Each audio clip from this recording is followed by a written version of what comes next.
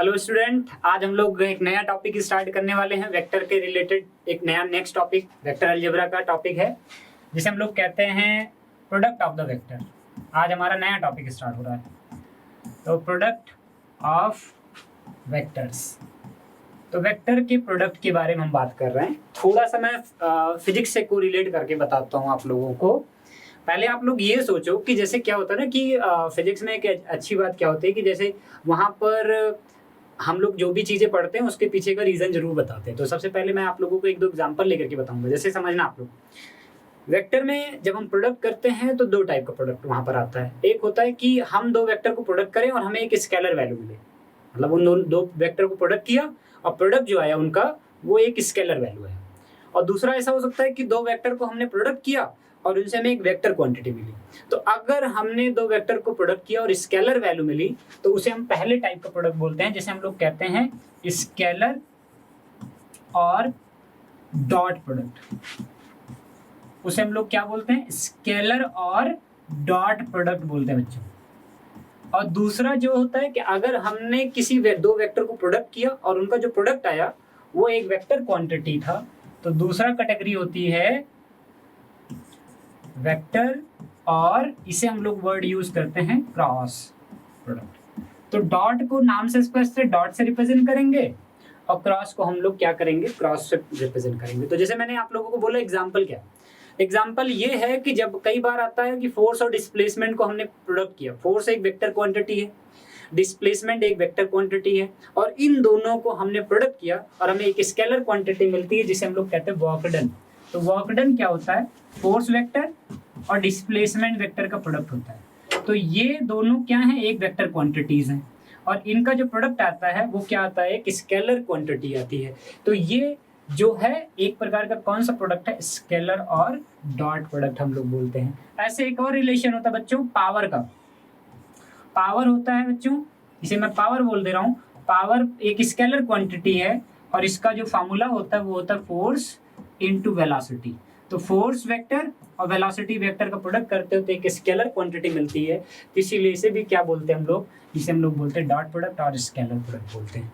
और दूसरा फोर्स और एक आप लोगों का वेक्टर प्रोडक्ट का एग्जांपल मैं आप लोगों को बताता हूँ। जैसे आप लोगों ने एक छोटा सा टर्म पढ़ा होगा, टॉर्क कहते हैं। टॉर्क, टॉर्क जो है कह सकते हो कि किसी चीज को रोटेट करने के लिए जो फोर्स का इफेक्ट आता है उसे हम लोग क्या बोलते हैं? टॉर्क। मतलब अभी डेफिनेशन तो हम लोग उसका एक्चुअल डेफिनेशन कुछ और है। अभी हम लोग ऐसा समझ लेते हैं कि फोर्स जैसे लीनियर मोशन कराता है, टॉर्क जो है बॉडी को क्या कराता है? रोटेशन कराता है, या बॉडी को मतलब रोटेट करता है। तो रोटेट करने के लिए किसी चीज को कौन सा चीज आता है, कौन सा इफेक्ट आता है? हम कहते हैं टॉर्क। तो टॉर्क में फोर्स भी है और टॉर्क में एक और फैक्टर आता है जिसे हम लोग कहते हैं distance from the point of rotation. मतलब पॉइंट जहां से वो रोटेट, एक्सिस ऑफ रोटेशन से उस पॉइंट का distance, perpendicular distance, sorry guys, perpendicular distance के बारे में हम लोग बात करेंगे। तो मैं आप लोगों को टॉर्क के बारे में अभी तो नहीं समझाने वाला। अभी हम लोग केवल ये समझने वाले हैं कि टॉर्क क्या चीज का प्रोडक्ट होता है। टॉर्क जो है टाउ से रिप्रेजेंट होता है और ये जो है आर क्रॉस एफ होता है। आर क्रॉस एफ होता है, इसे हम लोग क्या बोलते हैं? टॉर्क। ये आर क्या है? आर जो है उसके एक्सिस ऑफ रोटेशन से जहां पर फोर्स लगाया गया है उसका परपेंडिकुलर डिस्टेंस है। तो एक्सिस ऑफ रोटेशन आप लोग ध्यान रखना, एक्सिस ऑफ रोटेशन से जिस पॉइंट पर फोर्स लगाया गया है उसका परपेंडिकुलर डिस्टेंस, तो उसे हम लोग क्या बोलेंगे? अच्छा, परपेंडिकुलर डिस्टेंस आप लोग अभी मैं बाद में समझाऊंगा कि परपेंडिकुलर डिस्टेंस हम कैसे निकालेंगे, लेकिन अभी आप लोग जस्ट जनरली कॉन्सेप्ट समझो कि टॉर्क क्या है? एक वेक्टर क्वांटिटी है और इस ये जो होता है किसका प्रोडक्ट होता है? तो आंसर है आर का, जो कि पोजीशन वेक्टर है फोर्स का, जहां पर फोर्स लगा है, और फोर्स का, इन दोनों का प्रोडक्ट जो है एक वेक्टर क्वांटिटी आता है। तो ऐसे कई सारी क्वांटिटीज होती हैं जो वेक्टर प्रोडक्ट होती है और कई सारी जो है प्रोडक्ट जो है एक स्केलर क्वांटिटी आती है।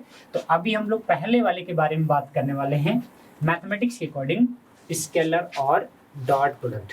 तो हम लोग स्टार्ट करते हैं स्केलर और डॉट प्रोडक्ट।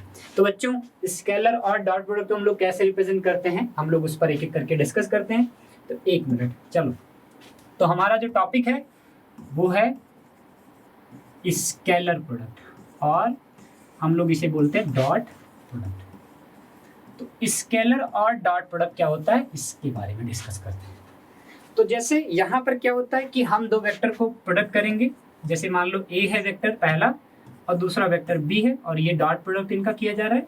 तो इसमें जो वैल्यू आती है वो आता है ए बी कॉस थीटा और ये क्या आता है एक स्केलर क्वांटिटी। इन दोनों का जो प्रोडक्ट आया वो एक स्केलर क्वांटिटी आता है, इसमें डायरेक्शन नहीं है, याद रखना।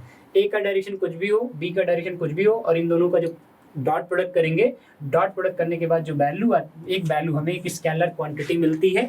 ये स्केलर, एक चीज आप लोगों को थोड़ा सा आप लोग ये बात जरूर सोचना, जैसे आप लोग एडिशन और सब्ट्रैक्शन में क्या देखे थे कि दो सेम टाइप के वेक्टर ऐड हो सकते थे, दो सेम नेचर के वेक्टर जो है सब्ट्रैक्ट हो सकते थे।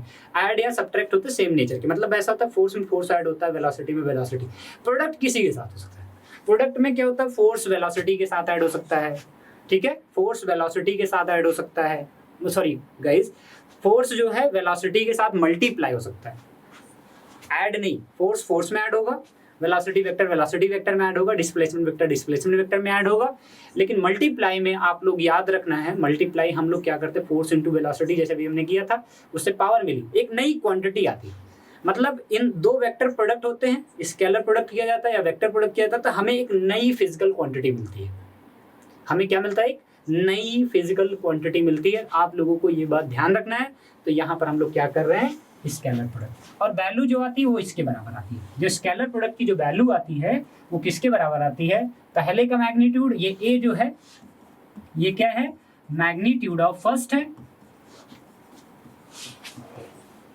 और ये बी क्या है, मैग्नीट्यूड ऑफ बी है, और ये जो कॉस थीटा या थीटा है ये उन दोनों के बीच का एंगल है। किसके बीच का angle, angle between vector A and vector B.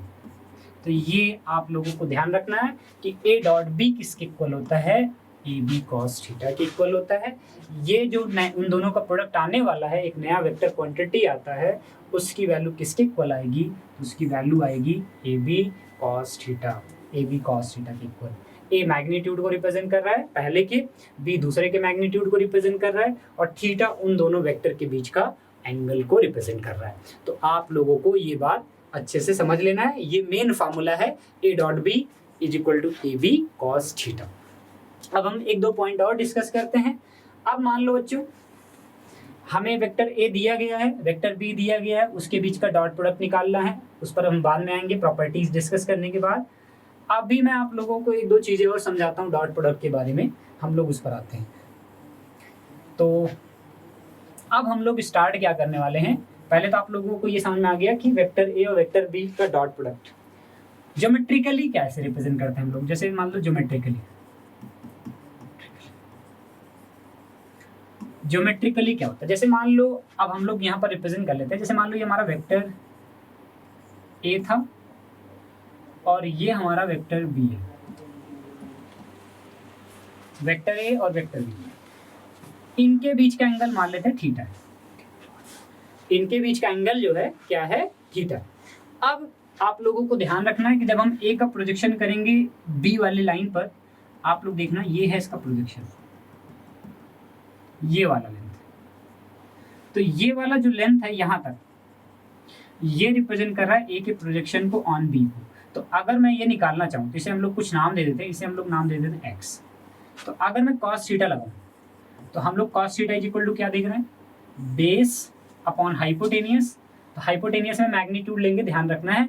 तो आप लोगों को ये हो जाएगा एक्स अपॉन इसका मैग्नीट्यूड क्या होगा, ए, या वेक्टर ए तो नहीं, हमें अब ए लिखना है। तो एक्स इज इक्वल टू क्या आ जाएगा, आप लोगों का आ जाएगा ए कॉस थीटा। तो आपका ये एक्स आ गया, जिसे हम लोग कह सकते हैं ये क्या है, ए कॉस थीटा क्या है या एक्स क्या है, मैं यहाँ पर लिख दे रहा हूँ। एक्स हमारा क्या है, प्रोजेक्शन ऑफ किसका, ए, वेक्टर ए ऑन किस पर, वेक्टर बी पर। ये बड़ी इंपॉर्टेंट चीज है, आप लोगों को ध्यान रखना है। एनडीए में कई सारे एग्जाम में बार बार ये क्वेश्चन पूछा गया है कि प्रोजेक्शन निकालो। अभी मैं प्रोजेक्शन निकालना सिखाऊंगा, तो अभी पहले आप लोग प्रोजेक्शन समझ लो क्या होता है। तो जो ये एक्स है यहाँ से यहाँ तक, ये जो x है इसे हम लोग बोलते हैं स्केलर प्रोजेक्शन भी बोल सकते हैं हम लोग इसे। तो स्केलर प्रोजेक्शन या projection of A on B, a का प्रोजेक्शन बी पर। तो अब हम लोग क्या बोलेंगे, अगर हम लोग देखें ए डॉट बी का वैल्यू क्या होता है, सबको भी मैंने सिखाया। A dot B is equal to क्या होगा, A B cos theta, A B cos theta. तो मैं इसे ऐसा लिख सकता हूँ, आप लोग ध्यान से सोचना, मैं इसे लिख सकता हूँ बी इंटू ए कॉस थीटा। प्रोडक्ट में हम इधर उधर वैल्यू शिफ्ट कर सकते हैं, प्रोडक्ट में हम कहीं भी लिख सकते हैं वैल्यू। तो ये हो गया बी इंटू ए कॉस थीटा। तो इससे मैं क्या बोल सकता हूँ, ये क्या है, magnitude of B, magnitude of B into, ये इंटू मतलब डॉट और क्रॉस नहीं है, ये जनरल प्रोडक्ट है, into projection of A, projection of A on. आप लोग देखो यही है इसका ज्योमेट्रिकल मीनिंग। देखो क्या होता है, ये जो डॉट प्रोडक्ट होता है ए डॉट बी होता है, वो क्या होता है, वो प्रोडक्ट होता है मैग्नीट्यूड ऑफ ए और projection of A on B. A dot B किसके इक्वल हुआ, ध्यान समझो आप लोग, magnitude of B, magnitude of B into projection of A on B. इसे हम लोग ऐसा भी लिख सकते हैं, आप लोग ध्यान रखना, अगर हमें इसी की जगह पे बी का प्रोजेक्शन निकालने होते, अब आप लोग देखना दूसरा डायग्राम मैं बताऊंगा, आप लोग नेक्स्ट पेज पे देखना। ये तो था ए का प्रोजेक्शन ऑन बी पर, अब मैं बी का प्रोजेक्शन करूंगा ए पर, और हम वही डॉट प्रोडक्ट को फिर से एक बार देखने वाले हैं कि अब अगर हम ए का प्रोजेक्शन बी का प्रोजेक्शन कर दें ए पर तो हमारा फॉर्मूला कैसा दिखेगा, उसकी बात हम करते हैं। चलो बच्चों अब इसको देखते हैं, दोनों को एक बार, दोनों एक पेज एक साथ दिखाऊंगा मैं भी। जैसे मान लो अभी मैंने जो बनाया था वही बनाते हैं। ये मान लो वेक्टर ए था, ये हमारा वेक्टर बी है, और अगर मैं इसका प्रोजेक्शन करूं इस पर, प्रोजेक्शन हमेशा याद रखना परपेंडिकुलरली ही किया जाता है, इस पर प्रोजेक्शन करूं, ये वेक्टर बी मान लेते हैं, मतलब सॉरी ये वेक्टर बी का प्रोजेक्शन है, वेक्टर बी का प्रोजेक्शन है इस पर। तो ये वाला लेंथ मैं आप लोग थोड़ा सा अलग ढंग से रिप्रेजेंट कर देता हूँ, अलग कलर में रिप्रेजेंट करता हूँ, थोड़ा सा आप लोग को देखने में भी आसानी होगी जिससे। तो अब यहाँ पर ये था वेक्टर ए पूरा, ये था वेक्टर ए, और ये क्या है, इतना, इतने को मैं वाई बोल देता हूँ, ये वाई है। और अगर मैं बोलूं ये एंगल थीटा ही है, पहले वाला ही एंगल पे है, पहले वाला ही केस ले रहे हैं, कोई भी चेंज नहीं कर रहा, तो आप लोग अब मुझे बताओ कि मुझे ये वाला चीज निकालना है, वाई निकालना है, मुझे बी पता है। तो ये है इस राइट एंगल ट्रायंगल में अगर मैं देखूं इस थीटा के लिए, तो आप लोगों को यहाँ पर ये सोचना है कि ये क्या होगा, ठीक है। चलो यहाँ पर हम लोग इसको सोचते हैं, एक मिनट, वाई, तो कॉस थीटा, फिर से वही लगाएंगे कॉस थीटा, क्योंकि थीटा के लिए अब बेस ये होगा बच्चों, और 90 के सामने जो होता है, ये जो 90 डिग्री के सामने होता है, ये होता है हाइपोटेनियस, ये होता है हाइपोटेनियस, 90 के सामने हाइपोटेनियस, और एंगल के साथ जो होता है वो हमारा बेस होता है। तो कॉस थीटा फिर से लगाएंगे, और ये हो जाएगा वाई अपॉन बी, मैग्नीट्यूड ले रहे हैं, तो y इज इक्वल टू अब क्या हो जाएगा, b cos थीटा। और आप लोगों को एक बात ध्यान रखना है कि ये जो y है ये हमारा क्या है, ये आप लोग बार बार इस बात को मैं बता रहा हूँ कि ये बैठा लो दिमाग में, ये बहुत ज़्यादा इंपॉर्टेंट है, प्रोजेक्शन निकालने के लिए बहुत ज़्यादा ज़रूरी है। प्रोजेक्शन निकालने को आएगा, अभी मैं बताऊंगा कैसे आएगा। तो प्रोजेक्शन y क्या है, projection of b, vector b, scalar projection भी बोल सकते हो, projection of be on vector A, projection of be on vector A. तो हम लोग इसे ऐसा भी लिख सकते हैं, ए डॉट बी हमारा क्या बनेगा फिर, तो ए dot B is equal to मैं क्या बोल सकता हूँ, मैं बोल सकता हूँ ए बी कॉस थीटा, जो हमारी वैल्यू थी, तो मैं इसे ए इंटू क्या लिख सकता हूँ, बी कॉस थीटा, और आप लोग देखो ये ए रहा, ए क्या है, मैग्नीट्यूड ऑफ फर्स्ट, या a magnitude of A into projection of B, projection of B, projection of B on vector A। तो आप लोग एक बार दोनों पेज को कोरिलेट करो, मैं पिछले पेज को भी दिखाता हूँ और इस पेज को भी दिखाता हूँ। तो देखो कहने का सेंस हुआ, मैं इसे दो तरीके से बता सकते, हम लोग देख सकते हैं। पहला पेज ये रहा कि A डॉट बी को मैंने लिखा मैग्नीट्यूड ऑफ बी, बी का मैग्नीट्यूड, ए का प्रोजेक्शन ऑन बी, और दूसरे पेज में आप देखोगे मैग्नीट्यूड ऑफ ए, अगर मैग्नीट्यूड ऑफ ए आ गया है तो आप बोलोगे प्रोजेक्शन ऑफ बी ऑन ए। तो अब आप लोगों को मैं थोड़ा सा बताता हूँ जो मैथ में क्वेश्चन पूछा जाएगा। जैसे मान लो बच्चों कि आपसे पूछा गया projection of A on B निकालो। प्रोजेक्शन, ये बड़ा इंपॉर्टेंट है, ध्यान रखना है। Projection of A on B, या स्केलर प्रोजेक्शन भी आप बोल सकते हो, scalar projection of A on B. Formula क्या बनेगा, तो आप लोग डायरेक्टली लिख सकते हो ए डॉट बी। मैं ये निकाल रहा हूँ, ये प्रोजेक्शन निकाल रहा हूँ, तो मैग्नीट्यूड ऑफ बी को उधर भेजूंगा, तो ए डॉट बी अपॉन बी लिख सकता हूँ। बी क्या है, magnitude of B, vector B की बात मैं कर रहा हूँ। तो ए डॉट बी को अगर बी के मैग्नीट्यूड से डिवाइड कर दूंगा तो मुझे क्या मिल जाता है, scalar projection of A on B. तो मतलब बी ऑन बी, तो बी नीचे आता है मॉड में। और यहाँ पर अगर मैं आप लोगों से अगले पेज में बोलूँ, मैं बोलूँ projection of b, projection of B on a, on a आ रहा है तो ऑन ए मतलब ए का मैग्नीट्यूड नीचे आएगा। बिल्कुल, आप लोग इसे अच्छे से ध्यान रख सकते हो। ए डॉट बी अपॉन यहाँ पर आ जाएगा मॉड ऑफ ए या मैग्नीट्यूड ऑफ ए। ये बात बड़े अच्छे से बैठा लो दिमाग में, इसके बेस पर क्वेश्चन बहुत ज़्यादा पूछे जाते हैं हर एक एग्जाम में। तो आप लोगों को दोनों रिलेट कर लेना है, projection of A on B, इसका स्क्रीनशॉट ले लो, ये पेज को लिख लो, कॉपी पर लिख लो और बहुत अच्छे से समझ लो इस पॉइंट को। Projection of A on B, तो ए dot B upon b. On b मतलब ऑन बी बोलेगा तो बी का मॉड नीचे आएगा, ए डॉट बी को डिवाइड करेगा। और अगर यही बोला जाए कि बी ऑन ए का मॉड नीचे आएगा और ए डॉट बी ऊपर वाला वैसा ही रहेगा। तो क्वेश्चन में, मैथमेटिक्स के क्वेश्चन में हमसे बोलेगा कि projection of A on B निकाल लो या projection of B on A निकालो। इस स्केलर प्रोजेक्शन की बात हो रही थी। तो ये बहुत अच्छे से सब लोग ध्यान रखें और मुझे लगता है कि ये चीज़ टॉपिक सबको समझ में आ गई होगी। तो ये था हमारा डॉट प्रोडक्ट से रिलेटेड कुछ इन्फॉर्मेशन, ज्योमेट्रिकल मीनिंग जो था हम लोग उसको डिस्कस किए। अब हम लोग आते हैं एक नए पॉइंट पर, इनके कुछ प्रॉपर्टीज डिस्कस करते हैं। प्रॉपर्टीज डिस्कस करने के बाद फिर हम आगे बढ़ेंगे। तो प्रॉपर्टीज ऑफ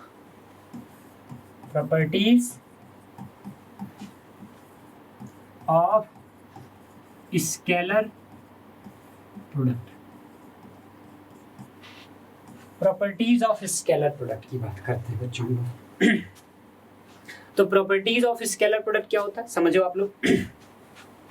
पहला तो कम्यूटेटिव लॉ को फॉलो करता है, मतलब आप लोग ध्यान रखना है कि ए डॉट बी और बी डॉट ए की वैल्यू सेम आती है। मतलब आप ए डॉट बी जो भी आता है, कई बार मैं ए डॉट बी की जगह पे बी डॉट ए लिख दूंगा और मैं लिख दूंगा कम्यूटेटिव लॉ फॉलो करता है। ए डॉट बी और बी डॉट ए इक्वल होते हैं तो हम ए डॉट बी की जगह बी डॉट ए लिख सकते हैं, बी डॉट ए की जगह पे ए डॉट बी लिख सकते हैं, इंटरचेंज कर सकते हैं वैल्यू। ठीक है, तो पहला तो होता है कम्यूटेटिव लॉ का फॉलो करता है।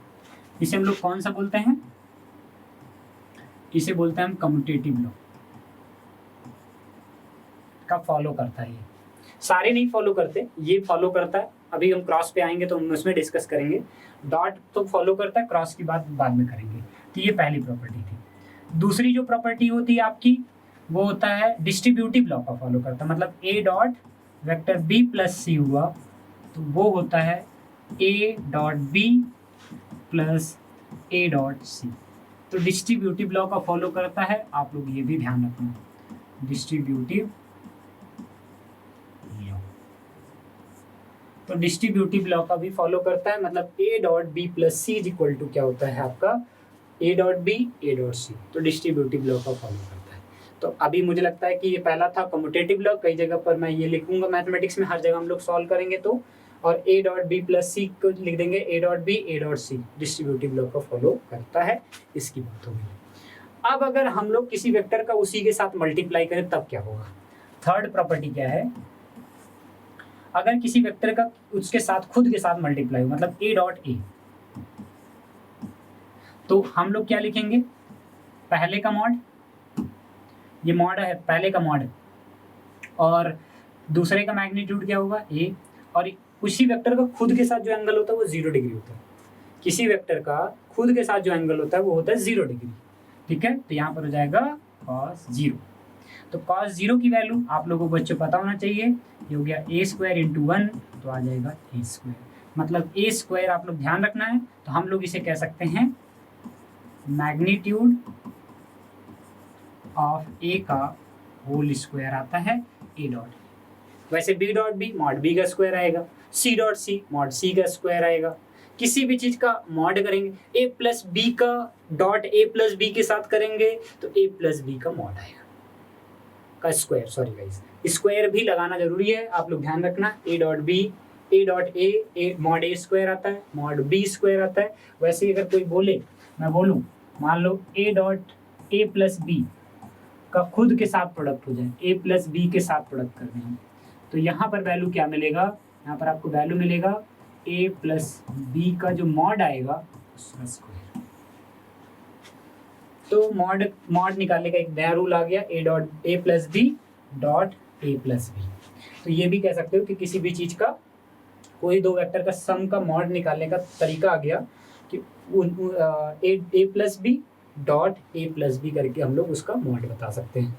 तो आप लोग इसको भी कॉपी पर अपने जरूर लिखें, समझें, अगर कोई कंफ्यूजन है तो वीडियो को दोबारा देखें। तो ये A plus B plus A plus dot A plus B करोगे तो मॉड ए प्लस बी का होल स्क्वायर आता है। तो ये प्रॉपर्टी नंबर हमारी थर्ड थी और ये इस कॉन्सेप्ट से आया है, इससे। अब हम आते हैं नेक्स्ट पॉइंट पर, ठीक है, नेक्स्ट पॉइंट पर चलते हैं। अब हम बात करते हैं ऑर्थोगोनल यूनिट वेक्टर, जो आई कैप जे कैप के कैप का नाम है, ऑर्थोगोनल यूनिट वेक्टर हम कहते हैं, उनका प्रोडक्ट क्या होता है। तो आई डॉट आई या जे डॉट जे या के डॉट के, आपका वैल्यू क्या आएगा, 1 आएगा। और इसका रीजन आप लोगों को पता ही है, इन दोनों मैंने बोला किसी वेक्टर का जैसे आई डॉट आई करोगे तो इसका मैग्नीट्यूड 1, इसका मैग्नीट्यूड 1, इनके बीच का एंगल 0 डिग्री अभी मैंने बताया, और ये आ जाता है। तो ऐसे जे डॉट जे, के डॉट के, ये सब वैल्यूज बनाते हैं। और दूसरा क्या होता है, अगर आई डॉट जे करोगे, जे डॉट के करोगे और के डॉट आई करोगे तो इनकी वैल्यू आती है 0। क्यों, उसका रीजन यहाँ पर रहा, आई डॉट जे करेंगे तो इसका मैग्नीट्यूड 1, इसका मैग्नीट्यूड 1, और इन दोनों के बीच का एंगल कितना है, 90 डिग्री है। तो cos 90 की वैल्यू सबको पता होगा, cos 90 की वैल्यू होती है 0। cos 90 की वैल्यू 0 होती है, तो 0 के साथ किसी भी चीज को मल्टीप्लाई करोगे तो वैल्यू आ जाती है 0। तो पपेंड एक चीज यहाँ पर आप लोग देख चुके, I dot J, J dot के डॉट, इसी से रिलेटेड एक इन्फॉर्मेशन और को रिलेट कर लो।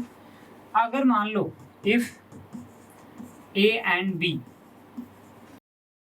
are perpendicular to each other, then A dot B क्या हो जाएगा, A dot B आपका क्या आ जाएगा, 0।